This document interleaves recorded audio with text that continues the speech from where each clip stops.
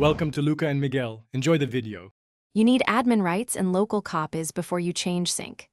First, open the OneDrive icon in the taskbar. Once open, click Help in Settings and choose Settings. Under Backup, turn off Backup for desktop, documents, and pictures so new files stop uploading.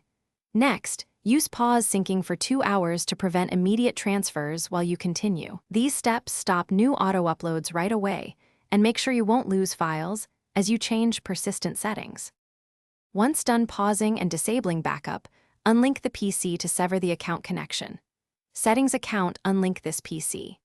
After unlinking, open Task Manager, go to Startup, find Microsoft OneDrive and disable it so OneDrive won't relaunch at sign-in. If you manage multiple machines, use Settings Apps or Group Policy to totally block OneDrive integration with File Explorer.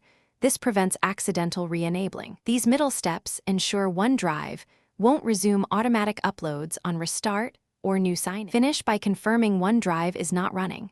Check the taskbar and Task Manager for any OneDrive processes. Make sure important files exist in local folders and consider moving synced folders to a non-OneDrive location. If you want to remove it, uninstall from Settings Apps.